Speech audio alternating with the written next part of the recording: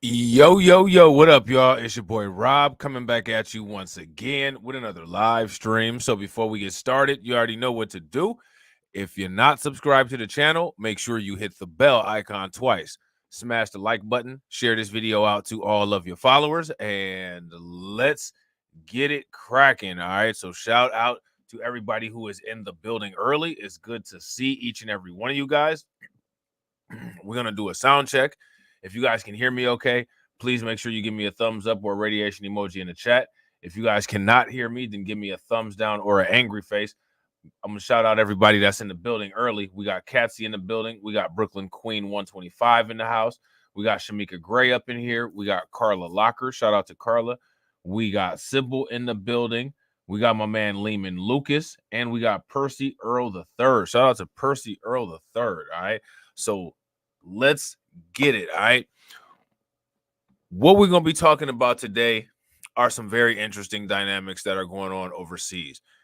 And when you all see these things, I'm going to ask you a question. The question that I want to ask is, as the international community becomes more resistant to the global migrant crisis, do you believe that you will see the trend of migrants attempting to make it into the United States increase? Because do you guys recall just a couple years ago, there would be talks of caravans coming from El Salvador. There'd be talks of caravans coming from Venezuela, Ecuador, Nicaragua, all of these different places, right? There wasn't very much talk about all of these different nationalities of people at the border. That, if you ask me, is something that's very specific to 2023, is the fact that there's a diverse amount of individuals who are on the border and who are now seeking asylum here in the United States. One of the reasons for this phenomenon, if you ask me, is that the entire world, everybody, is adopting a more nationalistic approach, a more tribalistic approach, a more self-governing and self-sustaining approach to how they deal with people from outside of their respective community, whatever community those might be, whether those communities are defined by racial lines, whether those communities are defined by geographic lines, whether those communities are defined by language, uh, gender, whatever. People are becoming a lot more nationalistic and a lot more focused on self-preservation. Would you guys agree? If you guys agree with that, give me a thumbs up. If you guys disagree with that, give me a thumbs down. Now, the way that the world was set up is that there was only supposed to be one group of people that was concerned about self-preservation, and we all know who those people are. And now what you see is those people still focus the majority of their aggression, anger, and fake outrage on us. But as you can see, these people are growing increasingly concerned with people having less regard for them and more regard for themselves, which is, if you ask me, is a beautiful thing. If everybody did that at the same time, that to me would be something that would really cause a lot of issues with the overlooming system. However, as a result of all of that, a lot of international countries have said enough is enough. We are not going to accept migrants anymore because we're not a dumping ground.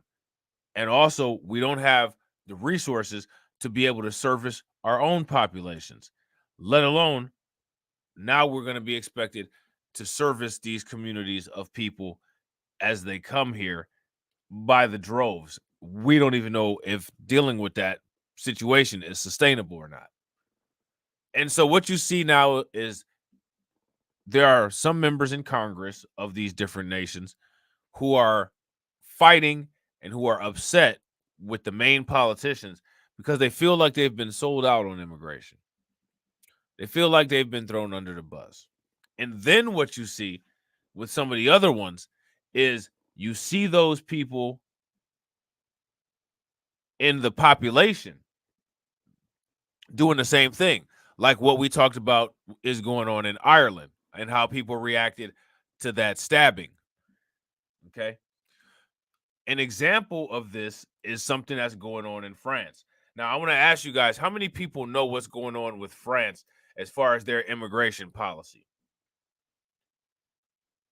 If you guys know what's going on in France as far as their immigration policy goes, let me know in the comment section. France has some interesting dynamics going on right now about their immigration policy. And we're going to talk about it. Now, I'm going to ask you guys this question. Is France pro illegal migrant or is France anti illegal migrant? Which one? Let me know what you guys think. And real quick, shout out to everybody that's watching. We got 20 likes and we got 18 people watching. If everybody can smash that like button and get us to 25, that'd be great. Yeah. Facts. Cassie says France is letting them all in like we are. Yeah. That's facts. And that's not a good situation. It's not a good scenario. Because if you take an approach like that, that's unsustainable. You know what I'm saying? It's unsustainable. So in France, the left and the right have united to stop an immigration bill. So now let me ask you this. How disconnected is a country from its government if two opposing sides have come together to stop a president who is continuously trying to push through legislation for migration that most of these people are not interested in?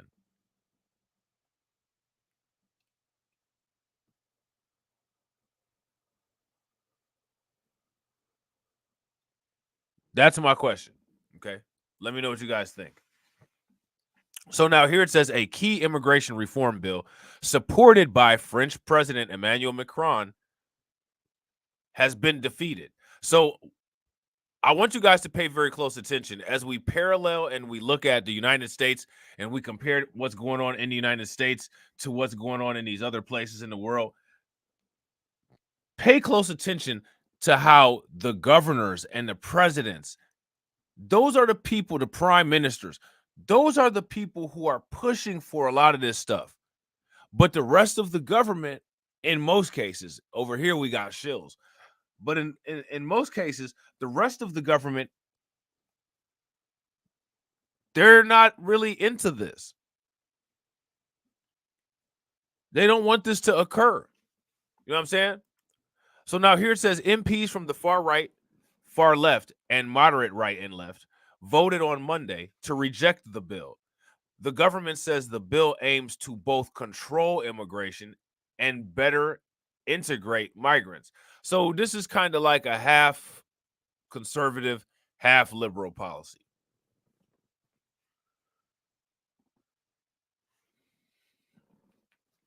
This is like a half liberal, a half conservative, half liberal policy. This is a policy that allows for facilitation of enforcement and a policy that allows for people to be able to get resources as well. Okay. So now here it says the left argues its measures are too expensive, while the right says the version presented in Parliament is not tough enough. The bill would make it easier for the government to expel migrants who are sentenced to prison sentences of 5 years or longer, and make it more difficult for migrants to bring family members to France, among other measures. It is, however, significantly more lenient than a draft proposed by the Senate, the upper house of Parliament, which is dominated by the right, which could have severely reduced access to healthcare and benefits for illegal migrants. So now, again, how do illegal migrants even have benefits at all? And how do they get access to healthcare?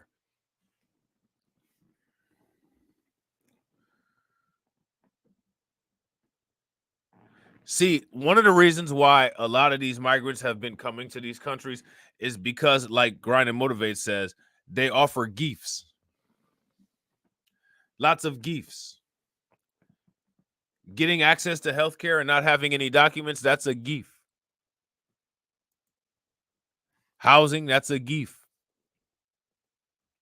You know what I'm saying? Mr. Macron's hardline Interior Minister, Gerald Darmanin, had strongly supported the draft law. Before the vote, he said on X that if it passed, the bill would allow the government to deport very dangerous foreign nationals, including drug dealers. So this is interesting. I wonder if they have some type of drug crisis or some type of drug issue, and they're blaming it on the undocumented bros the same way that they are here. If they did have that situation, I wouldn't be surprised. Yeah. If you guys agree with Katsy, give me a thumbs up. If y'all disagree, give me a thumbs down. Katsy says, same as they do here. Our government gives it to them. In fact, they prioritize them over their own citizens. Yeah. It's fascinating how what we're seeing from the Western governments is the same all over the world, which tells me that this whole migrant crisis situation, it's something that's a development and a product of Western culture.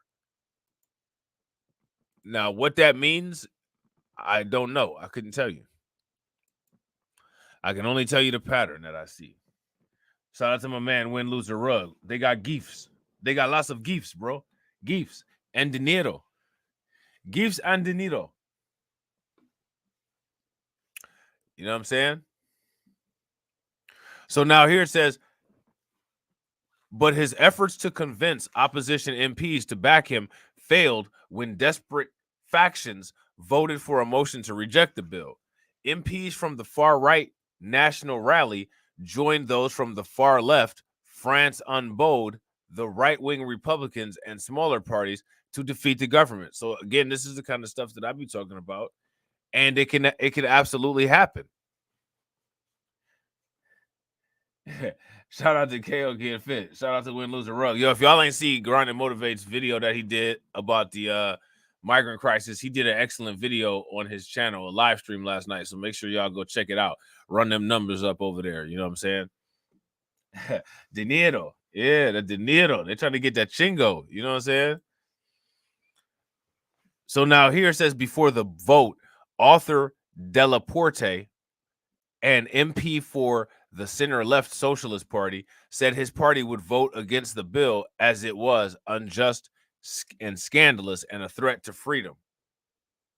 Mr. Macron's party lost its majority in parliament in elections in June of 2022. Since then, the government has frequently found itself to be able to win votes in parliament. So they're not able to win votes in parliament because of not being a majority. A measure used by Prime Minister Elizabeth Borne to pass laws without a vote cannot be used in this case. Okay. So, yeah, man, when it comes to France, the only one that's all about the migrants coming and getting all these gifts is your boy Emmanuel Macron. He said, oui, bon, come one, come all. You know what I'm saying? And everybody else is like, I don't think so, my guy. You know what I'm saying? Everybody else is like, sit your ass down. Sit your $5 ass down before I make change.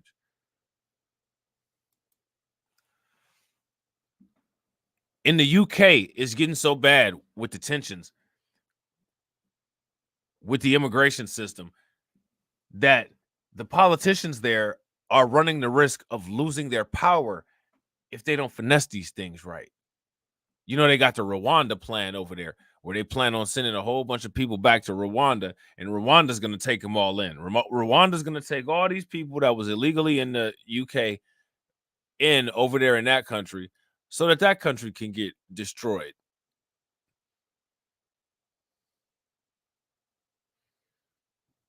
Which is crazy. It's crazy. Yeah, exactly. That's my question. And that's a great question. And if anybody has any answers, let me know. Cassie says, I'm trying to figure out how these leaders are benefiting from this illegal invasion. And they're happening all over the world.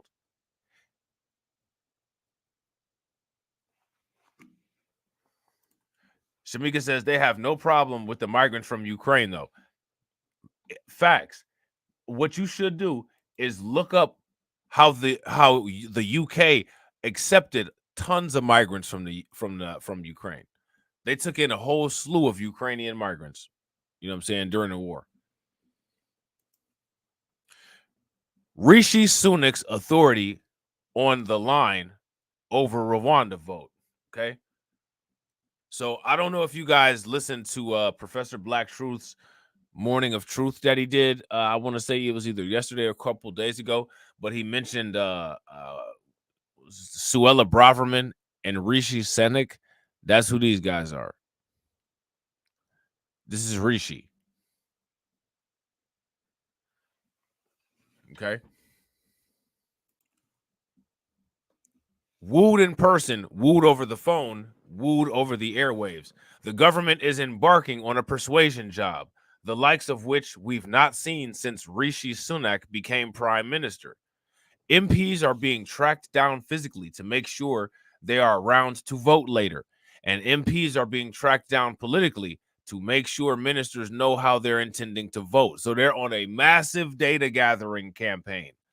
About 20 MPs were invited in to number 10, first thing, for some cornflakes or perhaps something even more alluring. Senior government figures are adamant, for now at least, that the vote will definitely go ahead. One option is that they're staring defeat in the face, would be to cancel the vote. That would be an admission of defeat and loom and doom Latin for the president. I'm sorry, for the prime minister's authority, but less bad from his perspective than an actual defeat. So it's so unpopular over there in the UK that he's risking his authority in the way that he's dealing with this.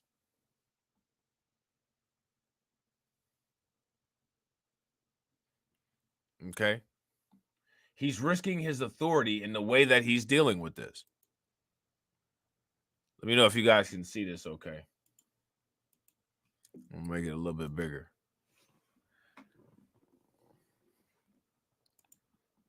One option is they're staring defeat in the face. Would be, oh, we already read that. But no, I'm told by multiple senior figures that pulling the vote will not happen. They know the government's majority will be squeezed. Some conservative MPs will abstain or vote against, but they reckon they will win.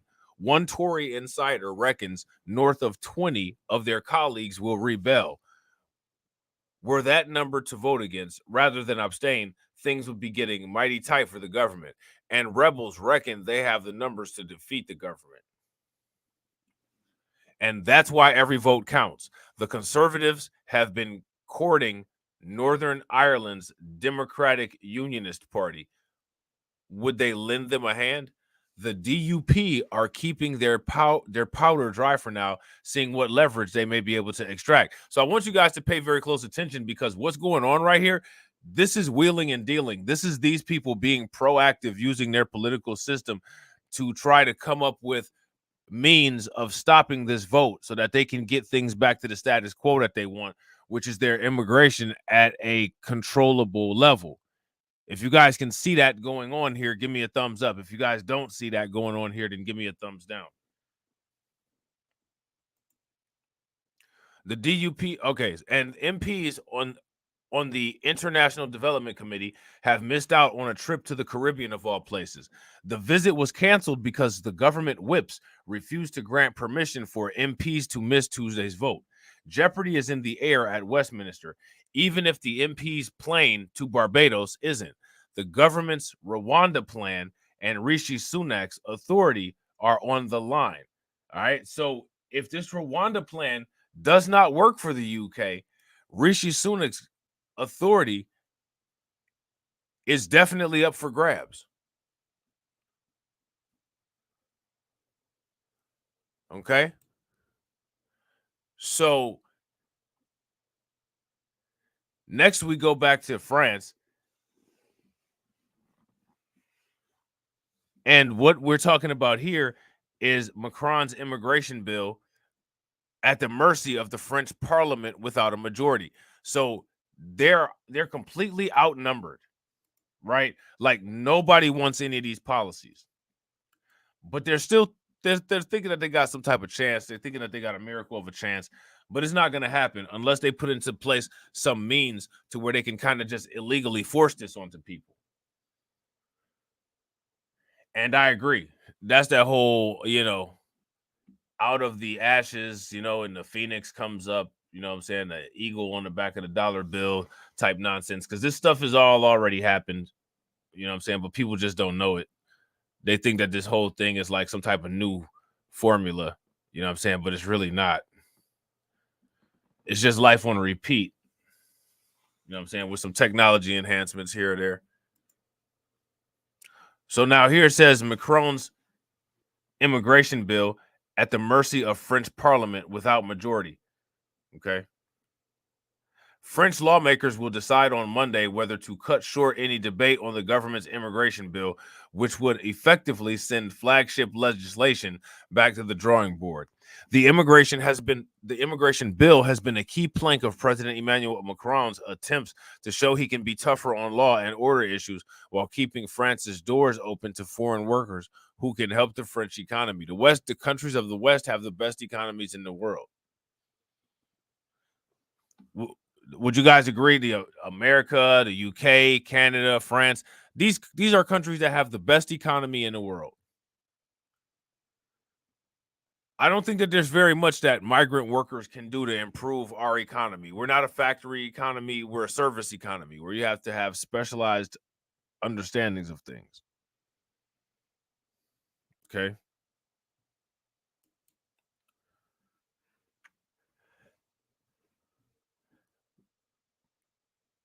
But short of a majority in parliament, he has struggled to pass a bill that has strict provisions disliked by left-wing lawmakers and more liberal aspects criticized by some conservatives and the far right.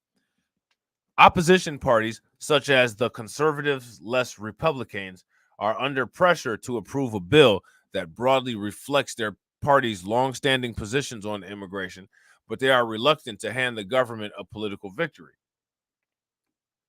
The Green Party has tabled a motion that will be reviewed later on Monday and would reject the bill before discussions in the lower house have even started in a bid to embarrass the bill's defender, Interior Minister Gerald Darmanin. That would be a denial of democracy, Darmanin said, who is known to harbor ambitions for the next presidential vote due in 2027, said on Europe One Radio on Monday. Other opposition parties, such as Marine Le Pen's Rassemblement National, have yet to say whether they would support the motion or not. Okay. So now here it says immigrants weigh in on France's controversial immigration reform bill. So let's take a look at this real quick and see exactly what they say. All right. So if you guys haven't smashed the like button yet, please help me out. Take a moment, smash that like button. Also, if you guys have not hit the bell, please make sure you guys take a moment, hit that bell, and also please share the stream to your social media. All right, let's check this out and see what they're talking about. Let's have a look at the press review now on the programme. Mentioned this in the news. France's lower house of parliament discussing today the controversial immigration bill. And Erin has been looking through the papers to find out what they've got to say, Erin. That's right, Stuart. Its passage is definitely not a foregone conclusion. And that's because, as the French paper Le Figaro points out in its edition this morning, it's hanging by a thread. Before the debates even start, the first thing that's on the agenda for those lawmakers in the National Assembly is the Green Party's motion to reject the bill. And in bad news for the government, actually, the far-right National Rally Party and the more mainstream right-wing Republican Party have not said whether or not they'll vote for that motion to reject that bill. For that, so what I want you guys to pay very close attention to is that we're all the way in France, right? We've talked about the UK, we've talked about Indonesia, we've talked about Ireland. Now we're talking about France. And one of the things that you see in France is that we're literally dealing with the exact same situation. So now I want to ask this question. Why is it that the people of these countries have not linked up with the people of the other countries? And why do you think that the politicians of these countries have not linked up with the politicians of the other countries? Why is everybody dealing with this isolated? If you ask me, that does not make any sense. And real quick, shout out to everybody that's watching. We got 20 people watching and we got 24 likes. If everybody could take a moment, smash that like button and get us to 30, that'd be great. It's obviously for different reasons than the Green Party. They think that the law doesn't go far enough. The editorialist in Le Figaro today seems to agree with that. The paper describing the text as so modest that it can only end up fizzling out, essentially. Left-wing paper L'Humanité has a totally different take. The paper arguing that this so-called Darmanin law puts 40 years of demonizing immigrants into practice. The text, as a reminder, reinforces mechanisms for deporting irregular migrants. It hardens rules for obtaining residency permits. In some, it makes life for the exiled impossible, I quote. But even worse, it argues. So now here's my question. Why would they do that? There's a reason why they designed that legislation like that. And it's the same reason why you see in certain places in the United States, they've designed legislation that appears to create certain difficulties. My question is, what would be the purpose of them doing that? There's a reason why they did that. What is it? Both the right and the far right have instrumentalized some recent shocking events in France, including the stabbing death of a 16-year-old, in order to equate refusal to pass this immigration bill with refusing to fight against criminality, even terrorism here in France. Other papers rather more focus on the actual kind of immigrant experience, if you like, here in France, Erin. Yeah, that's right, Stuart. I'll start with the Christian paper La Croix.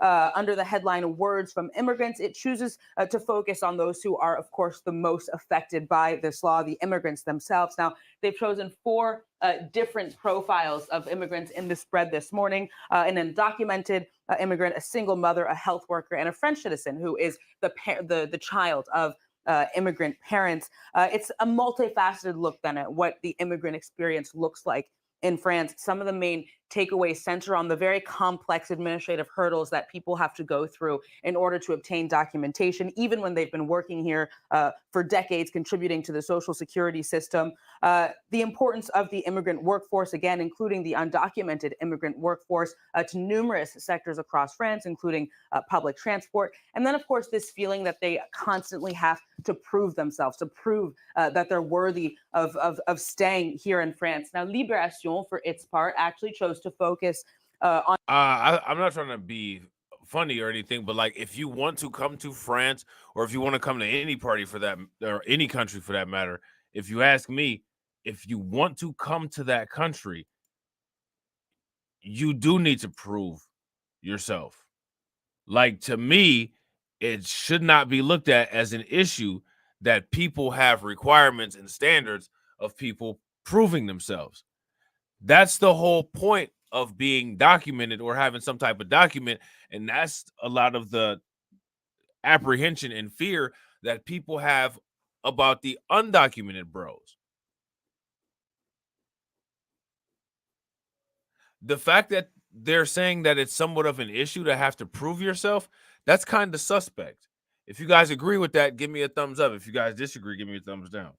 On people who have dedicated their lives to helping immigrants, public sector workers, teachers, and of course, people who work in associations that help asylum seekers and refugees. Today's editorial saying that in this general context of French society kind of closing in on itself, growing xenophobia, the paper thought it's important to remind people that. So they're saying the exact same thing that I had said just a minute ago. They're saying the exact same thing. And what they're saying is that the majority of people's attitudes on this particular situation are moving to the right. Okay. And yeah, that's a great point. Cassie says, notice the BRICS countries don't have this illegal invasion issue. Here's my question. Why do they not have that issue? That's great. Like, that's absolutely facts. What I'm curious about is why they don't have that issue. Tolerance is also widespread in many sectors of French society as well.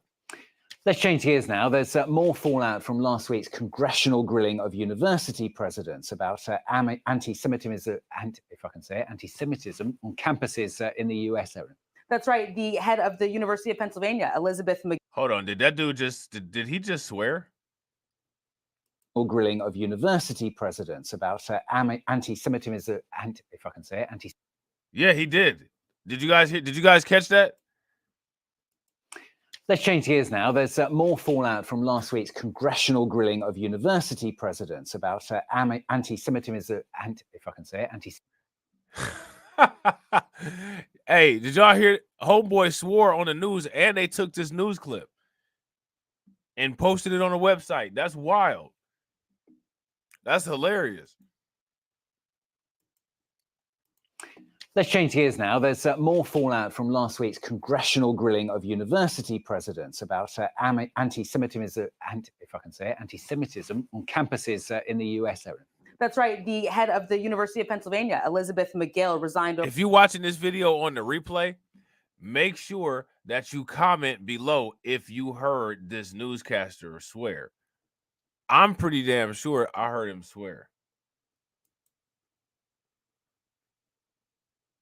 Over the weekend after she struggled to answer a question over whether or not calling for genocide of Jews would violate her school's rules. The New York Times details how Republicans have essentially seized upon this moment to capitalize on a major conservative talking point over the past couple of years. And that's what they perceive as political correctness, wokeness, if you will, on American college campuses. So Republicans, the paper writes, the anti-Semitic speech and sometimes lackluster responses from the heads of these universities offers an opportunity to, quote, flip the political script and cast the left and its institutions as hateful and intolerant.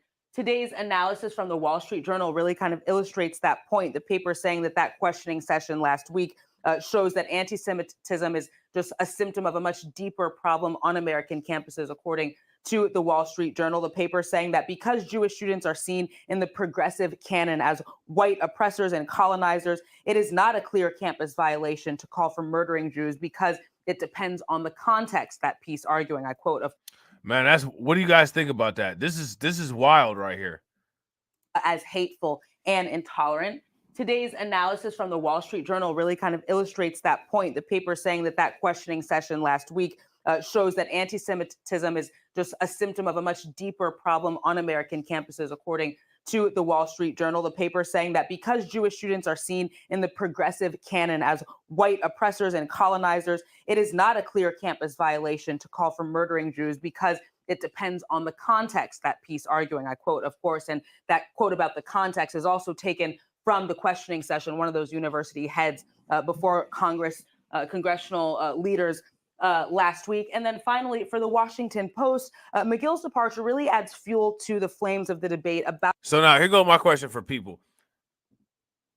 How many people have been paying attention to what's been going on with the with the deans of Harvard, the presidents of Harvard and Penn State? If I'm not mistaken, I think Professor Black Truth did a video about the Harvard president this morning. But this stuff has been going on for a while, and I'm just curious as to if anybody's been paying attention to it.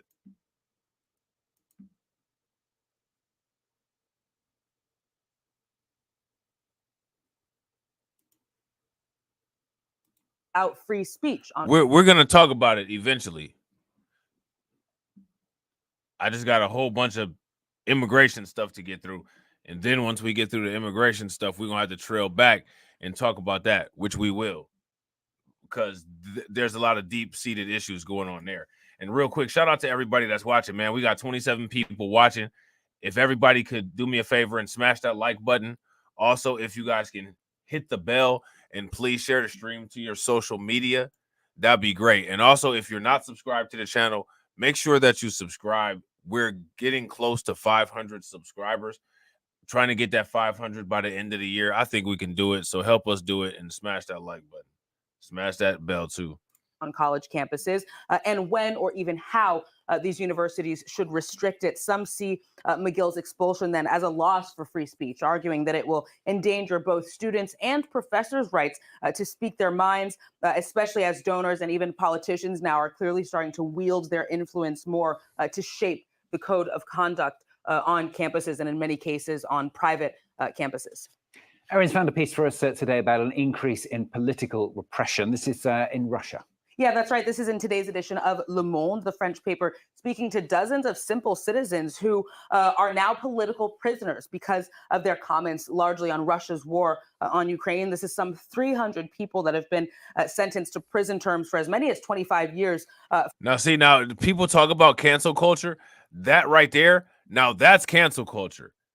See, I don't think that there's very many people here in the United States who have directly gone to jail as a result of things that they've said, things that they believe.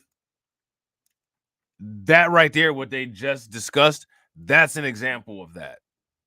That's what that looks like. For things like being an apologist for Nazism, extremism, or discrediting the army. They're as young as 17 years old and as old as retirees in their 60s and 70s. No one is spared, according to a rights activist quoted in this piece. Le Monde says that, like during the Soviet Union, judges, prison workers are increasingly using punitive psychiatry, while many of these political prisoners have also reported torture. They've been refused access to health care. The rights worker quoted in this piece also saying that the Kremlin is... So now here goes the thing, right? Do you guys remember when we did the one live stream and they said that there was increasing amounts of Russian migrants at the border?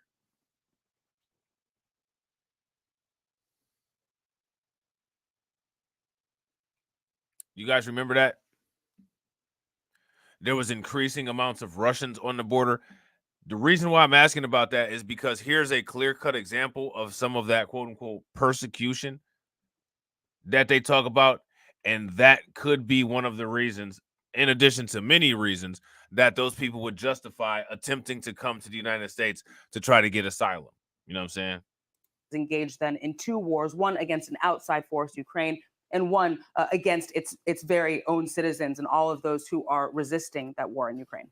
And Erin is going to finish up now with an exciting new scientific discovery for us. Yeah, that's right, Stuart. This is from The Guardian. Astronomers working with the James Webb Telescope have discovered the oldest black hole ever observed. It's 13 billion years old, so that means it dates to the dawn of the universe. As you can probably tell, I am not a physicist, so I'm going to avoid getting into the details of what this all means exactly. Very sensible. But it's just yet another example of some of the surprising discoveries that we've seen from this James Webb Telescope and how it's kind of changing the things that astronomers thought they were absolutely sure of. As long as you don't get sucked into that image behind you and disappear very quickly off set. All right, so there's that. All right.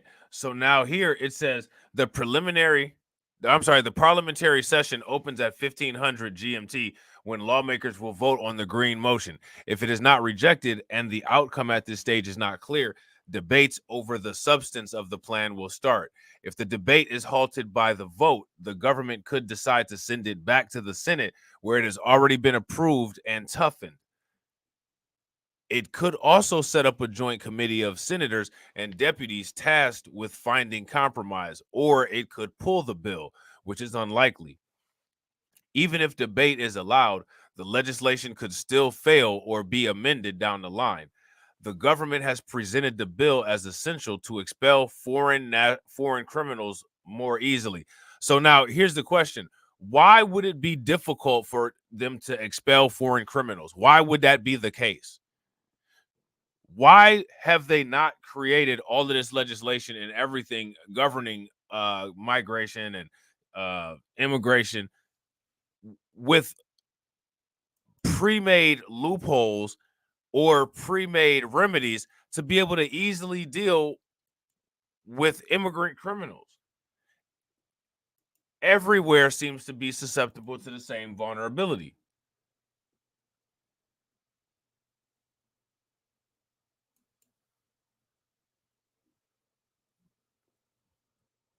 Everybody seems to be susceptible to the same vulnerability. You got to ask yourself, do these governments communicate at all? Or here's the even better question. Did one person write these laws for everybody and then just hand them out and everybody just took them?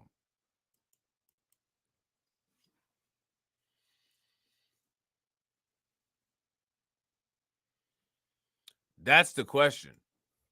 So now here it says one provision removes a ban on expelling those migrants who arrived in France before the age of 13, as was the case for alleged Russian-born Islamist militant who deleted a French teacher in October.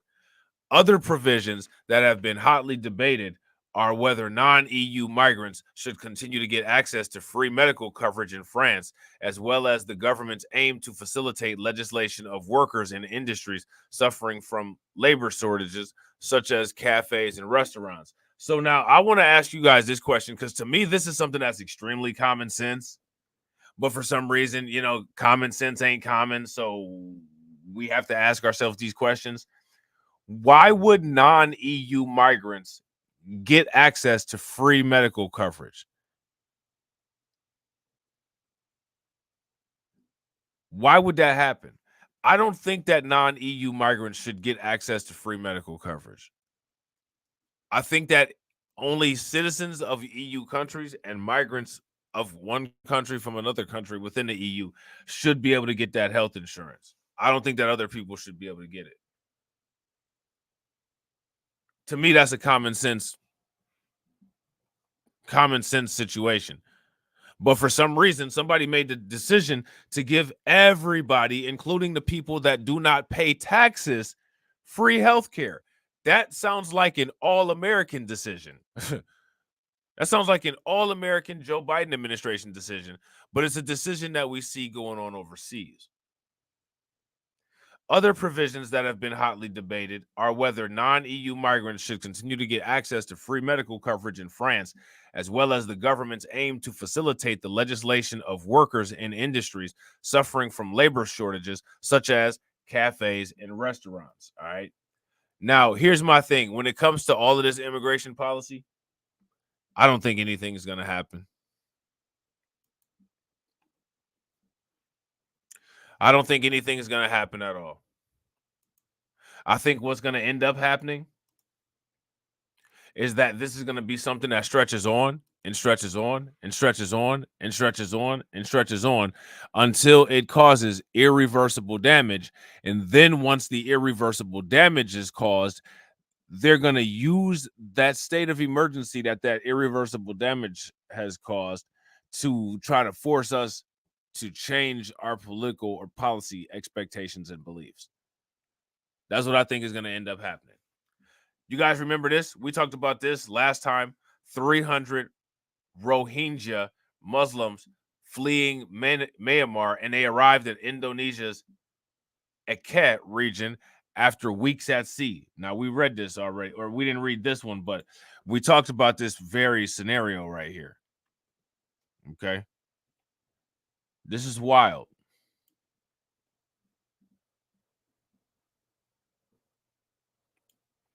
This is wild right here. So my question for you all is, what do you all think about this? Again, as you guys can see, it may seem like a finite issue here in the United States, but as you can see, like I said, there is an endless supply of migrants worldwide, all over the place, washing up on shore, crossing borders, all over the place. Most of the countries that had been taking people in, they're not doing it anymore. They're tired of it. They feel like the people of those countries are getting passed up for resources and the migrants are getting prioritized. And they're having a lot of similar backlash to the backlash that people here in the United States have to this kind of thing. Okay? So my question for everybody is, with the changes that we see going on internationally, do you all think that those international changes are going to cause increased changes and increased hardship and increased amounts of migrants coming to our southern border here in the United States, which is one of the reasons why our president needs to not only close that border, but to put security at that border, as well as talk to these other countries to help them to deter their citizens from leaving. You know what I'm saying? Let me know what you guys think in the comment section. If you haven't smashed that like button, please make sure you guys take a moment, smash that like button. If you haven't watched all the streams on this channel, make sure you guys do that when you get a chance. I hope you guys enjoyed it. Help us get to 500. Share this out to people that you know that like migrant content. And as always, ladies and gentlemen,